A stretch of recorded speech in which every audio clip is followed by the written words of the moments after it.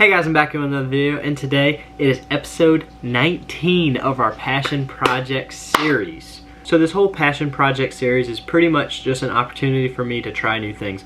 And one of the things that I wanted to try in this series is vegetables. I'm joking. That was not on my agenda at all. It was actually aquaponics. So the difference between hydroponics and aquaponics is pretty much fish and live animals producing waste so the plants can feed.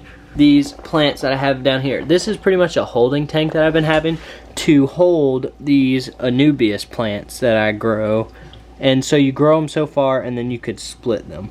So that's not what our setup's going to be. So this is my current aquaponics setup, but I need a desperate upgrade with it. Because as of now, there's string algae in it and this filter in it. I'm not a big fan. It just flows water. I wanted to produce a plant that I could actually eat and benefit from, which is why in this video we're not going to be growing the Anubias plants that I already have that are growing, as well as the algae. I'm not growing them. I'm growing microgreens, a lot of microgreens. So if you're not familiar with microgreens, it's pretty much a sprout of vegetables that's healthier for you than the actual vegetable. So the sprouts of broccoli is actually way healthier than eating a full broccoli thing. Apparently the new growth is the best thing for you. I don't know the science behind it completely. And at the end of this video, I will be eating a veggie sandwich. You heard that right. I don't like vegetables.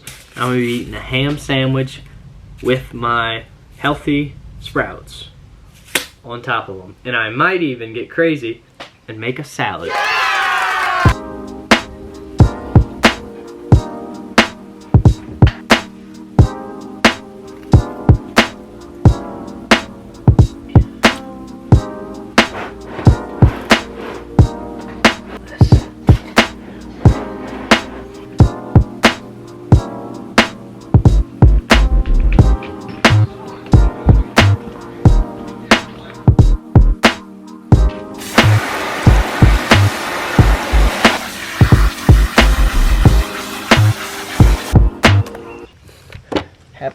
Oh my gosh.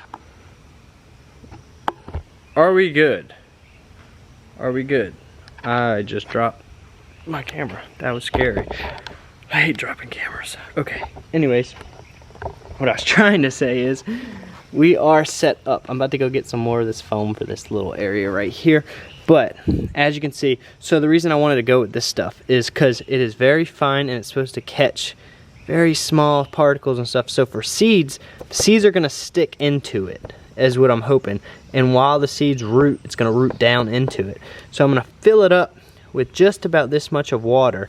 So these will float on top of the water and soak up. Watch, it's like a sponge. So the seeds are gonna stay constantly moist. So I won't have to mist them and spray them like that.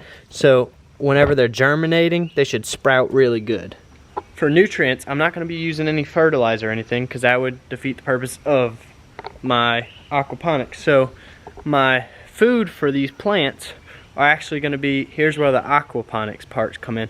I'm going to siphon out some of my fish tanks during a water change, and that good, I mean, it's not good for us, but it's the nutrient rich water from my fish tanks I'm going to be using in here. So the plants that are going to be sprouting are going to be actually grown from my fish poop, believe it or not. Go ahead and dump in the fish water.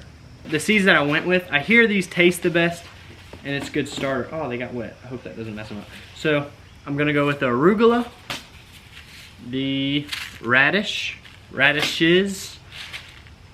beets, red cabbage, and then broccoli that I was talking about earlier. So these are the seeds I'm going to be using, and I'm going to do them in rows. So first, let's do the broccoli.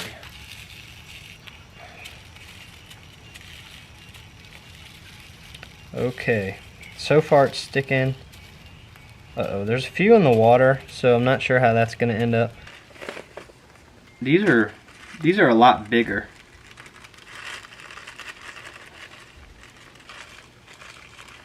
Wow. Next we're gonna do our radishes.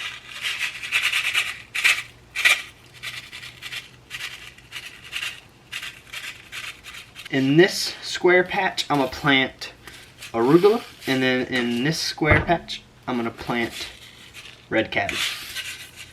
Wow, these are even smaller than the broccoli. Dude, the smaller the seeds, the easier they plant. Like, we are gonna have a lovely carpet. Next, the red cabbage right here. Good. So I'm probably gonna leave them in the container without light for 4 days.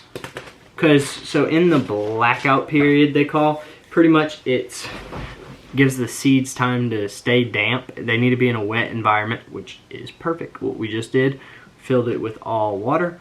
So they should stay nice and soaked. And now we just need to give them about 4 to 5 days. I'm gonna give them 4 days because I'm impatient. And I'm gonna see if they started to germinate and sprout. We'll see little roots and little leaves.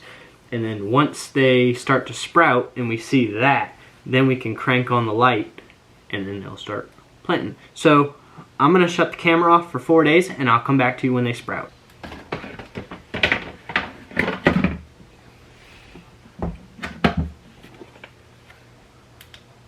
Okay guys, it has been 4 days later and we are about to open up this lid. Let's go ahead and take that lid off and see what we have growing here. I haven't seen it since 2 days ago, so. Wow! That is so cool. Wow.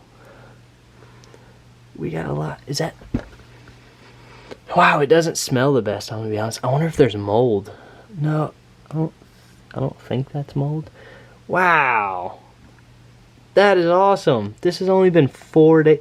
They haven't even seen light. This is just, wow. Okay, these are sprouting too. These didn't sprout too much, but I'm starting to see some purple, so I wonder if we leave the light on.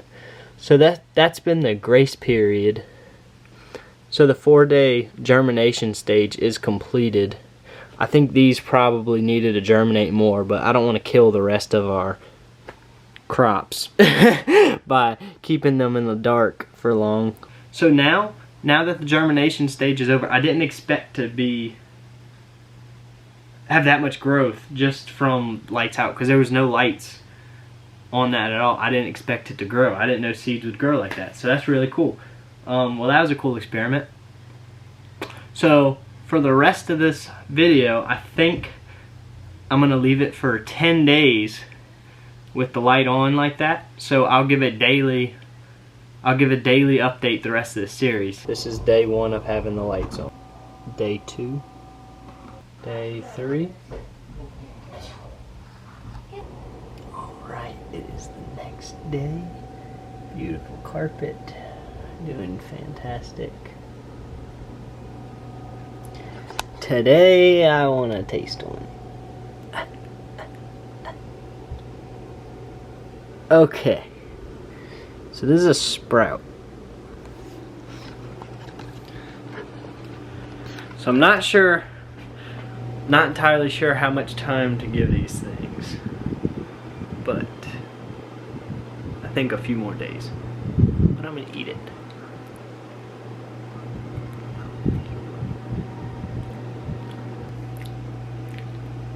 It's not a good taste. That's like I think I should rinse them off next time. It tastes like I just siphoned my fish tank. It tastes like fish tank water. Next day. Alrighty, it is about that time to try our microgreens that we grew.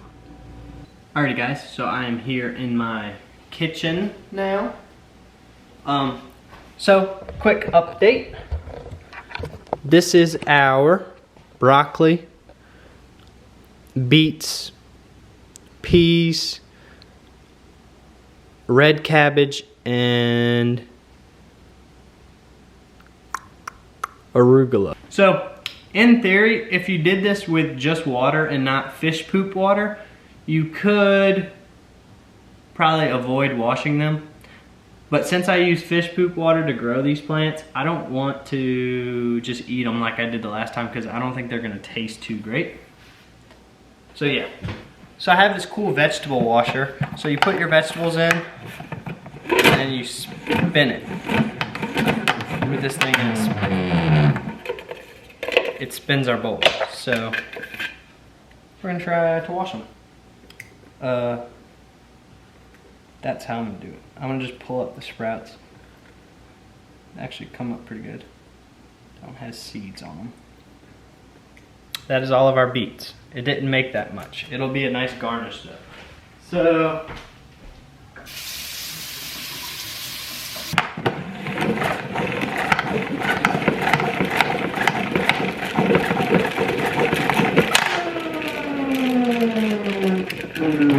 should be good.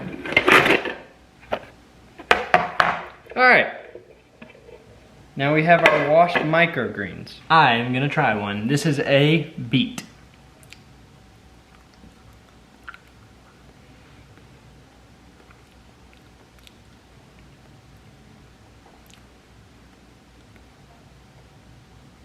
Really doesn't taste like anything. It tastes like a pretty earthy flavor. If you eat a whole mouthful, you'll probably taste it.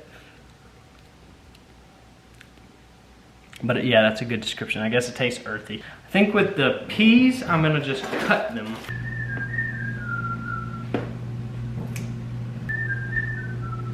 Okay. We had a lot of broccoli sprouts. There was a lot of broccoli. So I'm actually just gonna put them all together and I'm gonna make a nice salad. So scrap my sandwich idea. I'm gonna make a salad instead. And we're gonna just trim them. And the only reason that I just picked up the beets instead of trimming them, get the roots off. The only reason I did the beets is because there's only a few so I can hand pick them. The rest, there's just too many to pick one by one, so I'll just cut them. There we go. All right, there was the peas. Now let me move the roots of these. Get rid of that.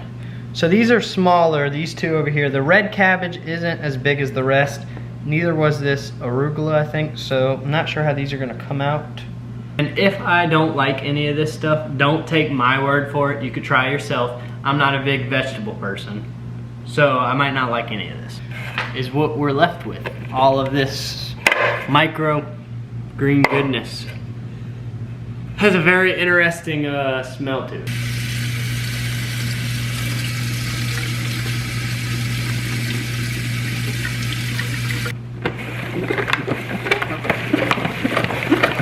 I've never eaten microgreens before, so a lot of people use it for garnishes, not full salads. So I'm gonna do a full salad. That's all peas.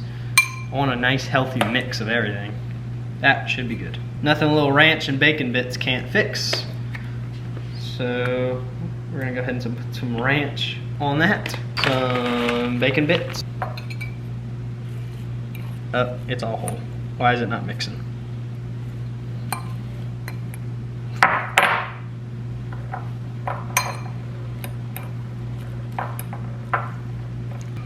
I'm nervous. Keep in mind, I grew everything in this bowl minus the bacon bits and ranch.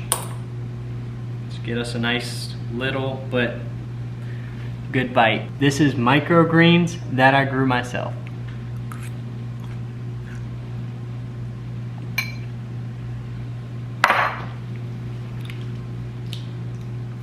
All right.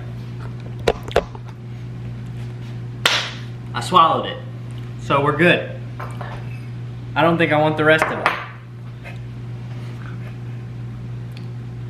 Well, that was an experiment and an experience, and now I have a bunch of microgreens left. They won't go to waste though. I have somebody that I know will eat it.